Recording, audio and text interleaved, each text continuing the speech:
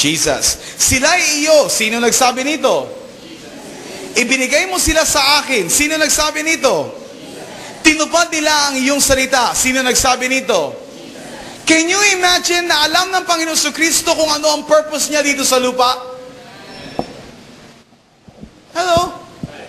Now, let me tell you this. Alam mo ba yung dahilan mo kung bakit ka humihinga? Amen? Alam mo rin ba yung dahilan mo bakit ka nabubuhay? Bakit ka naririto sa ating kalagitnaan? I pray. Yes, alam mo. Tama ba? But look at this. In verse 6, ipinakilala kita sa mga taong ibinigay mo sa akin. So, ibig sabihin, sa pamagitan ng buhay ng Panginoon Kristo, ipinakilala niya ang alin? Ang Diyos. Saan? Sa mga tao na ipinagkatiwala kay Yesu Kristo. Like for example, I am Jesus. Okay, are you listening? I am Jesus. Kayo yung mga tao na ipinagkatiwala sa akin. Everybody look at me. I am Jesus. For example, ito yung mga tao na pinagkatiwala niya sa akin. Now, you know what? Si Brother Rene, siya ang Diyos. Tayo ka. Sample. Okay. Okay? Okay? Dito ka, sir. Yan. Okay. Okay? Example, I am Jesus. Kayo, yung mga tao na pinagkatiwala niya sa akin. Amen? Ang purpose ng Diyos sa akin kung bakit ako dinala dito sa kalagitnaan para isang araw kayo ay ipakilala ko saan? Sa nagsugo sa akin. Kanino? Kay Jesus. Makikita mo kung ano yung teamwork. Tama ba? Si Jesus hindi pinadala rito sa lupa para lang gawin yung gusto niyang gawin. But siya ay naparito para saan? Para i-represent ang kanyang Ama sa kalagitnaan ng mga tao na ibinigay niya sa akin. Malinaw ba? Malinaw? At kayo na ibinigay niya sa akin, ipakilala ko naman kayo at dalhin kayo sa Kanya. That is the purpose of His life. And that is the purpose of your life also. Thank you, sir. Malinaw? Yun ang dahilan ng buhay ni Jesus dito sa lupa. Para ipakilala ka, ipakilala kayo saan? Sa nagsugo sa Kanya. At yun ang Kanyang Ama. Malinaw ba? And look at, listen, everybody listen to me. Time will come, pag naipakilala na kayo ng Panginoon Kristo kanino? Sa Kanyang Ama, habang tumatanggap kayo ng salita, siya ay naglalagay ng seed sa inyong mga puso. Did you get this? Did you get this? Habang tumatanggap tayo ng seed sa ating puso, you know what? And that is the Word of God. Malinaw? Seed, buto. No? And that is the Word. At yun ang salita ng Diyos. Malinaw? No? Hindi lahat ng oras, listen to me. Okay, let me tell you this before I explain that. Sa paghasik ng seed, sa buhay ng bawat isa, ngayong umaga, merong hinasik ang Diyos sa iyo. Bukas, meron siyang hinasik sa iyo. Next day, meron siyang hinasik sa iyo. Iba-ibang araw. Is that right? Why? Dahil merong season ang lahat ng bagay na yan. Now, ano ang in-expect niya? In-expect niya sa unang araw na kinatagpukan niya, ang seed o buto na kanyang itinanim sa puso mo, you know what? In-expect niya na ito'y lumago. At pag ito'y lumago, hinihintay niya na ito'y mamunga. Pero bago yun mamunga, you know what? Hinihintay niya rin, you know what? Yung isa pang katotohanan na inasik niya sa buhay mo, na ito'y lumago din sa buhay mo. Hanggang totally ang buhay natin, you know, ay maging malago. Ang buhay natin, you know what? Ay pwede na, no, nagamitin niya para saan? I-representa ang ating Ama. Malinaw ba sa inyo? Did you get this? Now, ito yung hinihintay. Ito yung pinananabikan ng Diyos sa ating lahat. That's why huwag mong sirain yung hinasik niya sa buhay mo. Later, I will show it to you. Amen? Hallelujah. Ipinakilala kita sa mga taong ibinigay mo sa akin mula sa sanlibutan. Sila'y iyo.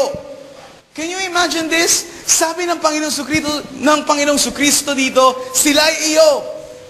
Bakit niya kailangan sabihin sila'y iyo? Kasi hindi siya naparito, are you listening to me? Hindi naparito si Yesu Kristo sa ibabaw ng lupa para lang sa sarili niya. That's why hindi siya selfish. Pero karamihan ng Kristiyano ngayon selfish.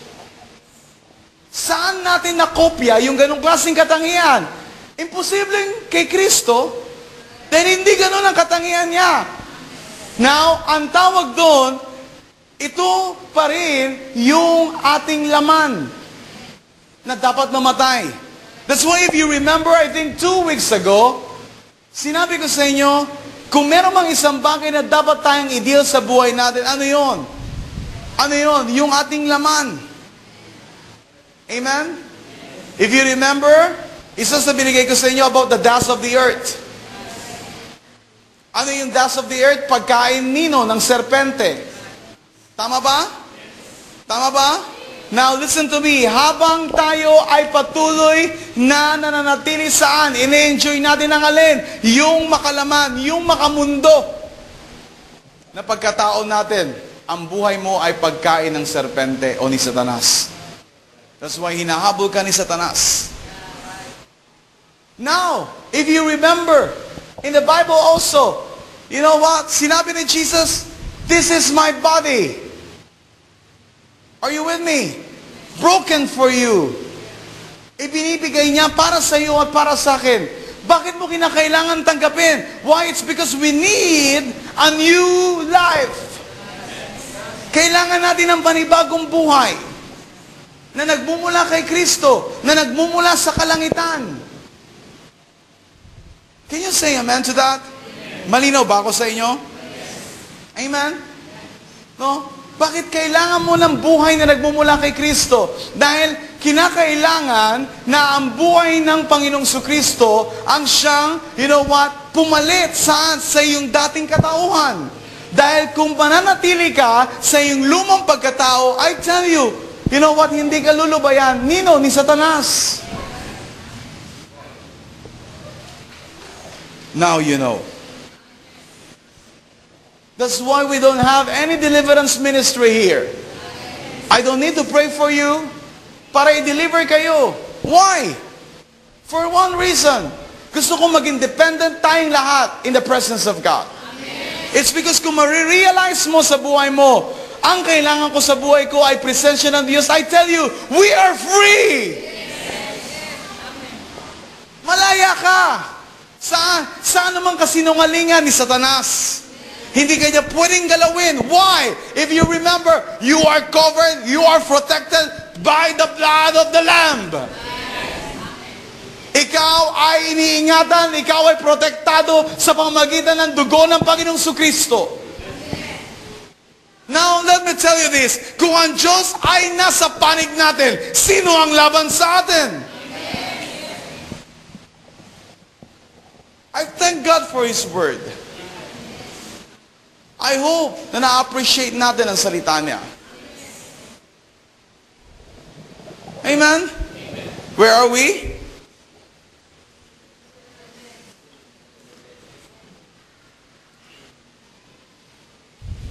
Seven? That's why, before I continue in verse 7, be sure na alam mo yung purpose ng Diyos sa buhay mo. Hindi ka nabuhay sa mundong ito para lang maghanap buhay ka. Hindi ka nabuhay sa mundong ito para lamang kumita tayo ng salapi. There's nothing wrong about that. Me, I need to work also.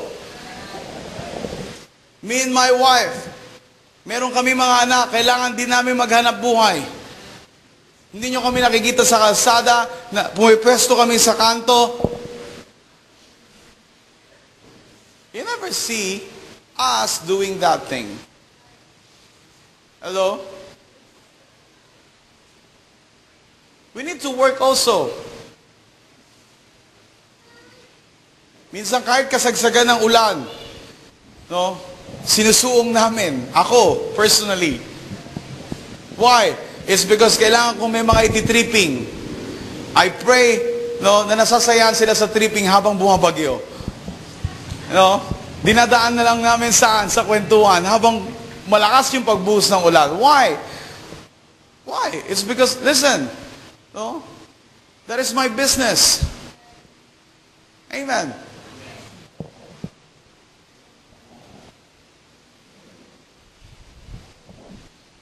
Hello? Are you there? Huminga pa kayo? Okay? Tuloy pa natin to?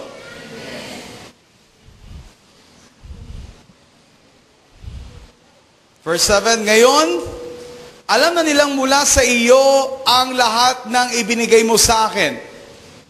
Anong sabi ng Panginoon Kristo? Ngayon, alam na nilang mula sa iyo ang lahat ng ibinigay mo sa akin. Now, meron akong tanong sa inyo. Everybody, look at me. Alam niyo na ba? Anong sagot nyo? Ang alin? Diba? Ulitin ko. Alam niyo na ba? Okay. Alam niyo na ba yung sinasabi dito sa salita na to? Ano yung sabi? Verse 7. Ngayon, alam na nilang mula sa iyo ang lahat ng ibinigay mo sa akin. Everybody look at me. Let me tell you this. Sabi niya, ngayon, alam na nila. Tama ba? Ang lahat ng binigay mo sa akin.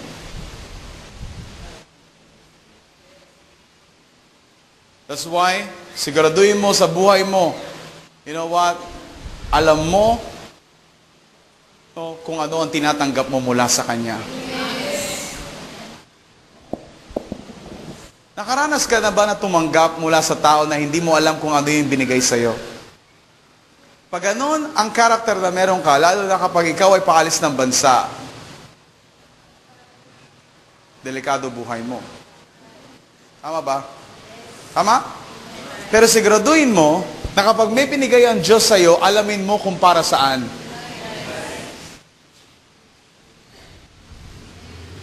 Bakit ka may buhay sa mundong ito? Bakit ka may trabaho? Bakit ka nag-aaral? Bakit ka may negosyo? Bakit lahat meron ka niyan? Anong dahilan niyan sa buhay mo? Alam mo ba na yan ay nanggaling sa Ama? Oh, now I know. Thank God for that. Ngayon alam ko na, salamat sa Diyos kung alam mo na. Pero ang tanong, dapat alam mo rin kung bakit yan ibinigay sa'yo. Tama ba? Kung minsan, bakit ito lang? So ungrateful. Diba? Bakit ito lang? Pero hindi mo na-realize, sa 1,000 tao, 10 lang kayong binigyan niyan. And yet, nagko-complain ka pa. Bakit ito lang? Now, I hope and pray na mauunawaan mo at ma-realize mo kung bakit ka buhay ngayon. Diba? I hope and pray na ngayon ma-realize mo kung bakit hanggang ngayon, no? Meron kang lakas, meron kang talino, meron kang lahat ng bagay sa paligid mo. Kung minsan, tinitignan natin, dahil sa galing natin, dahil sa talino natin, dahil sa sipag natin. Pero hindi. Merong dahilan ng Diyos kung bakit yan ibinigay sa'yo. Parang ang Panginoong Kristo, merong dahilan kung bakit siya inilagay sa ating kalagitnaan. Para saan? Para naman ibahagi niya ang buhay na tinanggap niya mula sa Diyos. Saan? Sa sangkatauhan. Makikita niyo kung gaano kabuti ang Diyos. Kaya niyang i-share ang lahat na meron siya sa atin. Tayo ba kaya nating i-share ang lahat sa Kanya?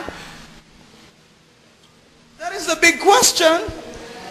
Ulitin ko, siya kaya niyang i-share, ibahagi ang lahat ng meron siya. Ikaw ba at ako, kaya nating ibahagi sa Kanya lahat ang meron tayo? Let me think. Let me pray. Tama? Hayaan niyo muna ako mag-isip. Hayaan niyo muna ako manalangin. Diba? Pero to be honest, that is the meaning of that verse. Ngayon, alam na nilang mula sa iyo ang lahat ng ibinigay mo sa akin. Alam na nila. Bakit nila nalaman? Kasi ibinigay ko yung buhay ko para sa kanila. Kaya alam na nila na nanggaling sa iyo ang lahat ng meron ako. Na bakit nila tinanggap yun? Kasi naunawaan nila na meron ding layunin ng Diyos para sa kanila. That's why, listen. No? Be sure na alam nating lahat sa lugar na ito, sa pamilyang ito, kung ano rin ang dahilan kung bakit tayo binigyan ng buhay. Kung bakit tayo binigyan ng lahat na meron tayo sa ating buhay. At yan ay dapat natin gamitin para saan? Para sa ating Panginoon. At patuloy na may bahagi natin sa buhay na marami na ninanais ng Diyos na makakilala sa Kanya. That's why, look at, when you receive what? When you receive something, when you receive a lot of money, when you receive bigger things, ask Him, Lord, ano ang purpose nito? Bakit mo to kailangan ibigay sa akin? Bakit mo to ibinibigay sa akin? Lord, what is the purpose of this? Ask Him. Lord, bakit ako may trabaho? Bakit ako may business? Lord, bakit? Para lang ba mabuhay ako? Hindi. Dahil mabubuhay ka.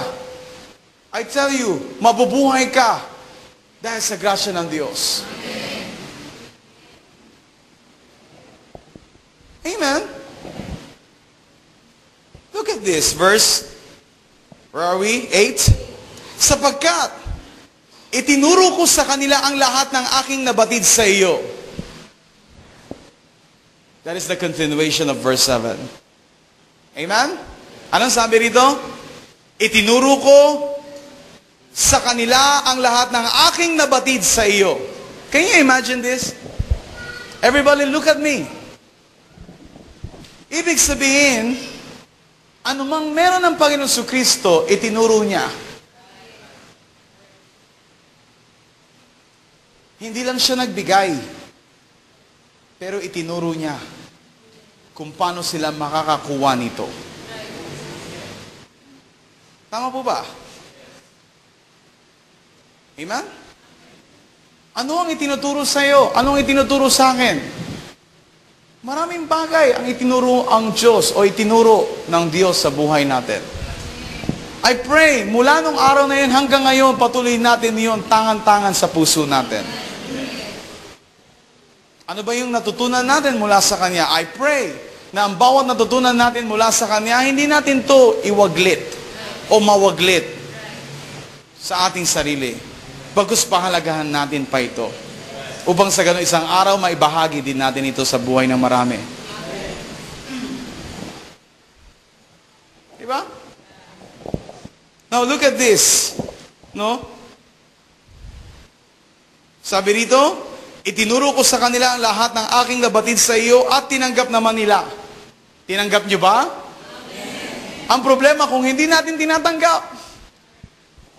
Diba? Ang problema kung hindi tayo handang tumanggap sa bawat katuruan na itinuturo sa atin. You know what? Every Sunday, itinuturo sa atin ang kalooban ng Diyos. Tama ba? Itinuturo sa atin dito sa lugar na ito, sa pamilyang ito, sa tahanan natin ito, kung ano ang prinsipyo ng Diyos. Tama ba? Bakit yan itinuturo sa iyo? Let me know. Dahil inaasahan ng Diyos na yan din ang ibabahagi mo sa iyong kapwa. Inaasahan din ng Diyos na yan din ang ibabahagi mo sa buhay pa ng marami na dinadalangin ng Diyos na isang araw ay makakilala sa Kanya. Did you get this? Hindi ka tumanggap ng isang bagay o ng katuruan para lang sa sarili mo lang. That's why most of the time, hindi lumalago ang mga Kristiyano. Why? It's because ang nasa isip lang nila palagi, you know what? Sa akin lang, sa akin lang, sa akin lang. Self-centered Christian. But hindi mo alam na ibinibigay yan sa iyo para one day, gagamitin ka din ng Diyos sa buhay ng marami. And you know what? I hope and pray na ito ang mangyari sa buhay ng bawat isa sa atin. Na isang araw, ikaw ay mayroong lakas na loob para ipahayag kung ano ang inilagay ni Kristo sa iyong buhay. Ikaw man ay ilagay ng Diyos sa kalagitnaan ng marami na hindi mo kilala. Subalit, meron kang lakas na loob na ipahayag kung ano ang iyong tinanggap. Ano ang iyong tinanggap? Bawat katotohanan na nagmumula sa Kanya. Pero kung minsan, kayo na lang. Kayo muna, hindi pa ako handa. Kailan ka magiging handa? Let me know. Siguro mga 2 to 3 years from now. I am very honest with you. That's why ina-expect ko na ang bawat isa ay merong discipleship. Naunawaan niyo po ba? Sino rito yung mga nasa mentoring? Let me see your hand. Nasa mentoring. Put it down. Sino rito yung mga in-approach na ng mga magdi-disciples sa inyo? Let me see your hand. In-approach na. In-approach. Ibig sabihin, tawag ito, kinausap na i-disciple kayo. Let me see. Huwag kayo mahiya. Kailangan ko makita. Itaas yung kamay nyo. Let me see. Okay? Si Tintin, wala pa? Hindi mo pa kinakausap? Kausapin mo siya? After this, kinausap ka na? Hindi ka pa nakakausap? Kausapin mo siya, Mike, after this? Okay? Nakausap na po kayo? Nakausap na po kayo? Nakausap na po ba kayo, nanay? Wala pa? Mike? Okay? Huwag po kayong alis, ha? No? Christy, nakausap ka na? That's good. Nakausap ka na? Hindi pa rin? Ninang? Nakausapin niyo po siya, okay? Okay? Nakausap ka na? Okay? That's good. Sino pa? Si Majo. Sino magdi-disciple sa kanya? Ha? Si Tess?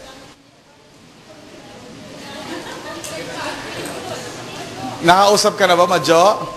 Na i-disciple ka niya? Ng tita mo? Ha? Hindi pa? Araw-araw kayo magkasama sa bahay, di ba? Okay? So mamaya, kausapin mo siya, ha? Sino pa? Bro, may nakausap na ba sa'yo? Okay? Wala pang kumakausap kay Alvin? Alvin ba siya? Aldrin. Son, kausapin mo siya? Aldrin, kakausapin ka ni Son mamaya. Sino pa?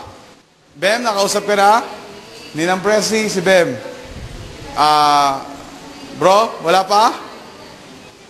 Ninang. Si Ramon. Sino pa? Alex, may kumausap na ba sa'yo? Yes or no? Wala pa? Casey, kausapin mo si Alex. Mamaya. Amen? Amen. Okay po ba? Nanay, may kumausap na ba sa inyo? Ha? Kinausap niyo na ba siya? Okay. That's good. Okay? So please, everybody listen to me. Please, makinig kayong lahat. Please listen to me. Okay, party line. Okay, hindi pa tayo tapos. Makinig muna kayo. Makinig. Okay. So, listen. No? Ginagawa natin ang lahat para lumago kayo. Tama po ba? That's why makipag-cooperate kayo. Amen. Please. Dahil hindi ko kayang gawin na i-disciple kayong lahat. Dahil meron kayong oras na kung saan conflict din sa oras ko. Amen. Tama po ba? That's why ina-expect ko. Are you listening to me? That's why ina-expect ko mula sa inyo, listen to me, no, starting today, no, makausap nyo lahat ng mga hindi nyo pa nakakausap sa leaders. Amen? Amen? And leaders. And nasa mentoring. Amen? Why? Upang sa ganon, no, tawag dito, alam nila kung ano yung dapat nilang gawin. Tama po ba? Walang uuwi, no, after this service muna, no, na hindi kayo na-approach ng mga cell leaders nyo. Pakiusap ko sa inyo. Okay po ba yon? Okay po. Why? It's because we want you to grow. Nais namin na lumago kayo sa katotohanan, sa katwiran, sa kabanalan. Wala nang iba. Amen? Amen. Kung minsan, hindi mo na kailangan sabihin sa tao na lumago saan? Sa kalokohan. Tama ba? Tama o mali? Tama? Tama ba? Tignan mo, halimbawa yung isang tao. No? Kung hindi siya lumalago sa katwiran, sa kabanalan, sa katotohanan, tignan mo. Sa kalokohan siya kung minsan lumalago. Pero wala nang tuturo sa kanya. Hello? Kung minsan di ba nasasabi, itong bata na to, loko. Sinasabi mo, di ba? Di ba? Napakapilyo nitong bata na to. Bakit kaya? Sinasabi mo. Okay? Pero listen to me. I hope and pray na nagkakaintindihan tayo. Amen? Ang ina-expect ko sa inyo, higit sa lahat, makipag-cooperate kayo. Because I want you to grow. Amen. Gusto kong lumago kayo higit sa lahat. Saan? Sa katwiran, sa kabanalan, at sa katotohanan. Tama po ba? Tama po ba? And please, what is your name? Ate? Ha? Maricar? Okay. So, please, merong isang leader na kumausap sa kanya today, after this, okay? Okay, yeah. Yeah, okay? No? Okay ba? Na may kakausap lang sa'yo after this? No? So, let me finish here. Let's finish here. Continue natin to on next Sunday. Are you here? So, where are we now? Verse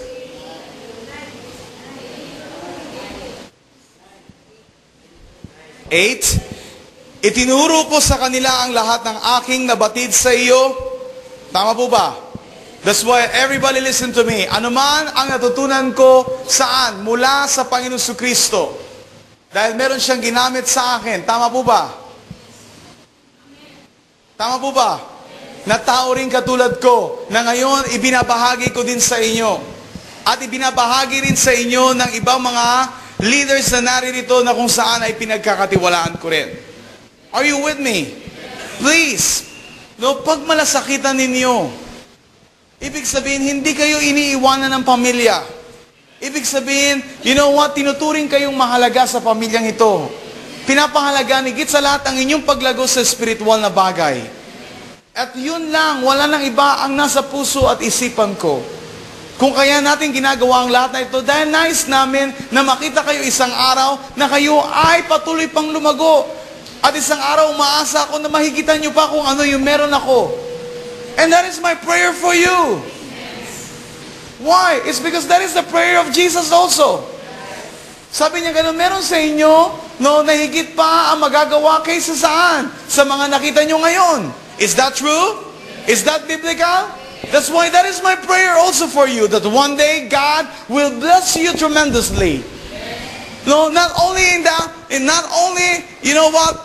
physical aspect, not only in the financial aspect, not only in the material aspect, but let me pray this for you. In the name of Jesus, I pray, Lord, right now, to bless all kinds of blessings spiritually, O God, upon these people in the name of Jesus. Lord, let your seed continue to grow into the lives of your people in the name of Jesus. Upang sa ganun makita mo, Panginoon, na ang buhay ng mga taong ito ay ganap na magbigay ng karangalan sa isang pangalan. Walang iba kundi ang iyong banal na pangalan, o aming Panginoong Jesucristo. Mula ngayon,